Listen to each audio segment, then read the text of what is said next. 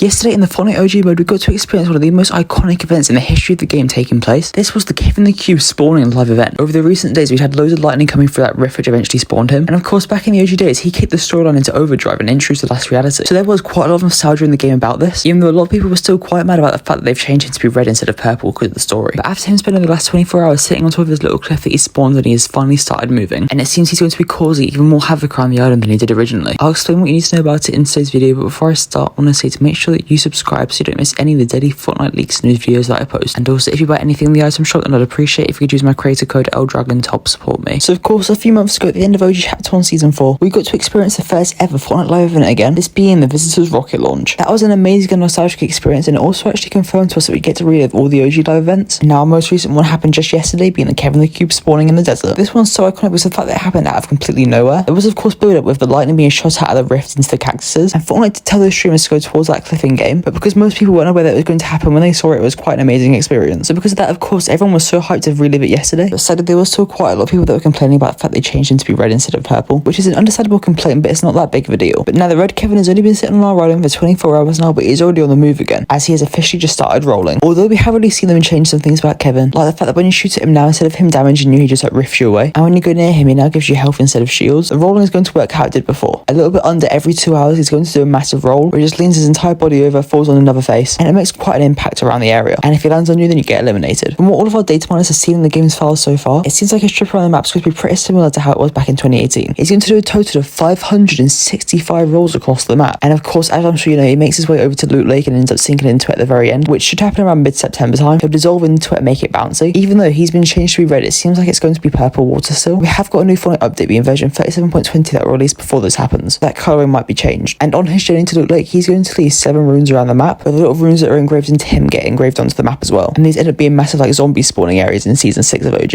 And it seems like we changed to be red as well, just like him, which might end up causing us to have some major differences in OG Season 6. So they'll be releasing in October, and we'll probably find out more information before then. Did you manage to watch Kevin spawn live in game yesterday? Let me know in the comments down below, and if you buy anything in the item shop, then please consider creator code LDragon.